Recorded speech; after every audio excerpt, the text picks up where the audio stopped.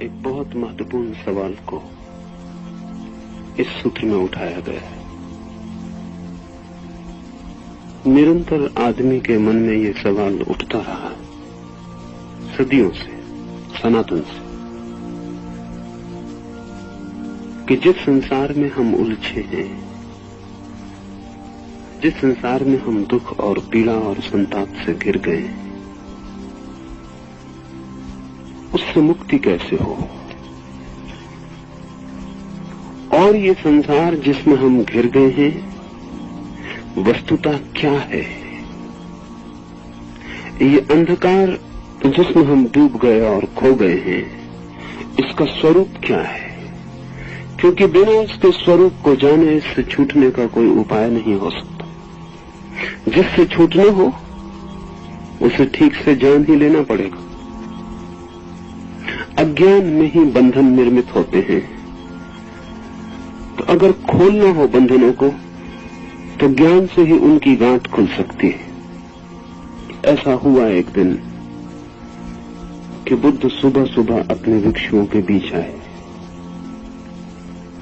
तो हाथ में ले रखा था एक रुमाल रेशम का।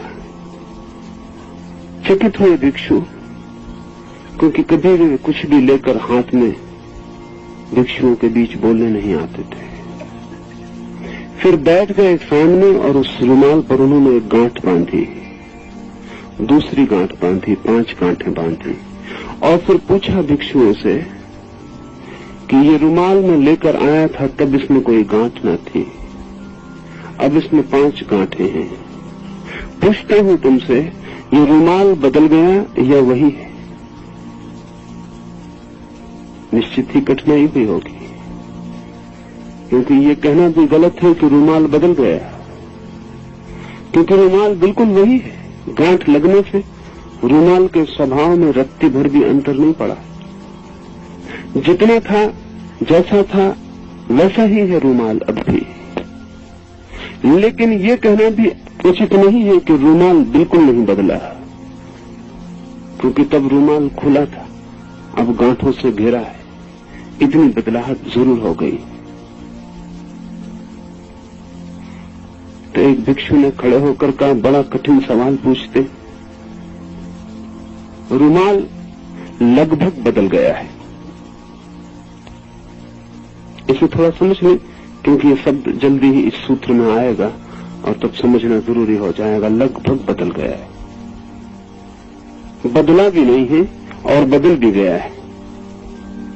बदला नहीं है अगर हम इसके स्वरूप को देखें, और बदल गया है अगर हम इसके शरीर को देखें। नहीं बदला है अगर इसकी आत्मा हम समझें, बदल गया है अगर इसकी देह को हम देखें। नहीं बदला है भीतर से, लेकिन बाहर से गांठ लग गई है और बदलाहट हो गई। आकार बदल गया है, आकृति बदल गई है। नहीं बदला है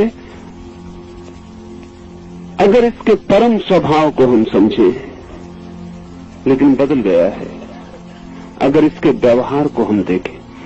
क्योंकि जो रुमाल खुला था वो काम में आ सकता था, जिस रुमाल में 5 गांठें लग गई वो काम में भी नहीं आ सकता।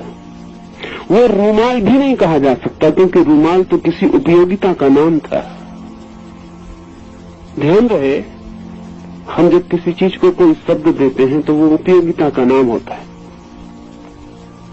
मजबूरी है, कठिनाई होगी भाषा में, इसलिए जब उपयोगिता नहीं होती तब भी हम वही नाम देते हैं। जैसे समझे, पंखा आप करते हैं गर्मी में तो आप कहते हैं पंखा, लेकिन जब पंखा रखा हो तब उसको पंखा नहीं कहना चाहिए। पंखा का मतलब हुआ जिससे हवा की जा रही, जो पंख का काम कर रहा है। लेकिन जब रखा है तब तो हवा नहीं की जा रही, तो उससे पंखा नहीं कहना चाहिए। पैर वो है जिनसे आप चलते हैं, लेकिन जब आप नहीं चलते हैं तब उन्हें पैर कहना नहीं चाहिए। फंक्शनल, उनका क्रिया का नाम होना चाहिए। लेकिन कठिन हो जाएगी भाषा, चलते पैर के लिए अलग नाम, बैठते पैर के लिए अलग नाम, तो बहुत मुश्किल होगा। इसलिए काम चलाते हैं। तो पंखे के 2 अर्थ होते हैं। पंखा वो जिससे हवा की जाती या जिससे हवा की जा सकती। दोनों अर्थों में हम प्रयोग करते हैं। जिससे हवा हो सकती, जिसमें संभावना छिपी। रुमाल का कोई उपयोग है, उसमें कुछ बांधा जा सकता है, लेकिन जो रुमाल खुद ही बंधा हो उसमें कुछ नहीं बांधा जा सकता। तो बुद्ध ने कहा एक और सवाल मुझे पूछना, और वो ये कि मैं इस रुमाल को खोलना चाहता हूं तो क्या करूं। और ऐसा कह के बुद्ध ने रुमाल के दोनों छोर पकड़ के जोर से खींचना शुरू कर दिए। गांठें और छोटी हो गई और बारीक होकर कस गई। एक भिक्षु ने चिल्लाकर कहा, क्षमा करें, जो आप कर रहे हैं उससे तो रुमाल और बंध जाएगा और खोलना कठिन हो जाएगा। तो बुद्ध ने कहा एक बात जाहिर हो गई कि कुछ भी करने से रुमाल नहीं खुल जाएगा। मैं कुछ कर रहा हूं, लेकिन तुम कहते हो इस करने से रुमाल और बंधता जा रहा है, तो क्या करने से रुमाल खुलेगा। तब भिक्षु ने कहा पहले जानना होगा कि गठान कैसे बंधी है, क्योंकि जब तक गांठ के स्वरूप को न समझा जा सके तब तक उसे खोला नहीं जा सकता। तो पहले देखना होगा कि गांठ बंधी कैसे है। जो बंधने का ढंग है उसके विपरीत ही खुलने का ढंग होता है। और जब तक हमें पता नहीं हो कि बंधने का ढंग क्या है तब तक न कुछ करना बेहतर है बजाय कुछ करने के, क्योंकि करने से जाल और उलझ सकता है, गांठ और मुश्किल हो सकती है, सुलझाना और कठिन हो सकता है। हमारी चेतना पर भी गांठें हैं और स्थिति यही है कि हम बिल्कुल बदले नहीं और बदल गए हैं। हमारा स्वभाव ठीक वैसा ही है जैसा परम ब्रह्म का, लेकिन हम तो कुछ गांठें हैं और वो गांठें जब तक न खुल जाएं तब तक हम उस परम स्वभाव का अनुभव नहीं कर सकते जो ग्रंथि रहित है। महावीर के लिए एक नाम दिया है जैनों ने, बड़ा प्रीतिकर है, वो नाम है निर्ग्रंथ। बुद्ध तो जब भी महावीर के लिए कुछ कहते हैं तो हमेशा निगंध नाथ पुत्र, नाथ परिवार में पैदा हुआ वो लड़का जो निर्ग्रंथ हो गया, नाथ जाति में पैदा हुआ पुत्र जो निर्ग्रंथ हो गया, जिसकी गांठें कट गई, जिसकी गांठें खुल गई। ये निर्ग्रंथ शब्द बड़ा कीमती है। ब्रह्म है निर्ग्रंथ, ग्रंथियों से रहित, और हम हैं सग्रंथ, ग्रंथियों से सहित। इतना ही अंतर है। पर गांठ कैसे लगी है और क्या है, इसके स्वरूप को समझ लेना जरूरी है। इसके स्वरूप के संबंध में ही ये सूत्र को हम समझें। इसमें कुछ बड़ी कीमती बातें हैं। अपनी आत्मा में ही सब वस्तुओं का आभास केवल आरोपित है। उसको दूर करने से स्वयं ही पूर्ण अद्वैत और क्रिया शून्य पर ब्रह्म बन जाता है। गांठ जब रुमाल पे लगती है तो बाहर से कहीं से आती नहीं। कभी आपने गांठ अकेली देखी बिना रुमाल के? कभी आपने गांठ अकेली देखी है बिना रस्सी के? शुद्ध गांठ आपने कभी देखी? जब भी होगी किसी चीज पर होगी, अकेली गांठ कहीं भी नहीं हो सकती। इससे एक बात जाहिर होती कि गांठ बाहर से नहीं आ सकती। हो नहीं सकती अकेली तो बाहर से आएगी कैसे?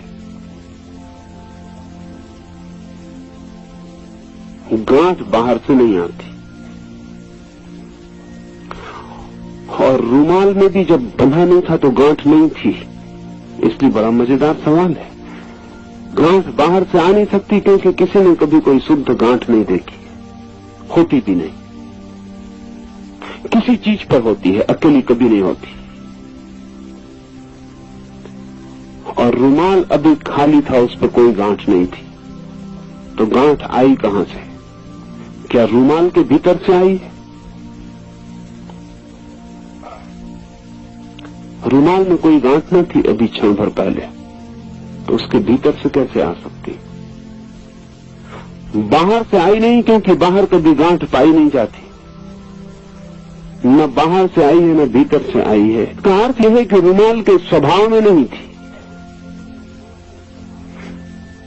रूमाल ने अर्जित की है। संसार जो है हमारा अर्जन है, अचीवमेंट। हमने बड़ी चेष्टा करके निर्मित किया है, हमने बड़े उपाय किए तब निर्मित किया है। गांठ होती नहीं कहीं अस्तित्व में, रूमाल ने बड़ी चेष्टा करके अपने ऊपर आरोपित की है। इस चेतना में जो कुछ भी दिखाई पड़ता है वो आरोपण है। आपको जो भी भीतर अनुभव में आता है वो सब आरोपण है। जैसा हम पीछे बात कर रहे थे कि दर्पण के सामने चीजें आती हैं, दर्पण में दिखाई पड़ती हैं।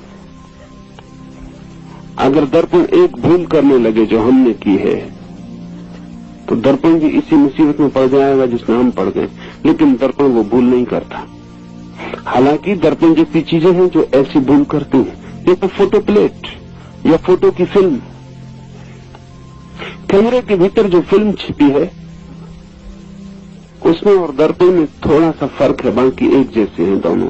दर्पण में भी प्रतिबिंब बनता है, कैमरे की फिल्म में भी प्रतिबिंब बनता है, लेकिन दर्पण प्रतिबिंब को पकड़ता नहीं और फिल्म प्रतिबिंब को पकड़ लेती।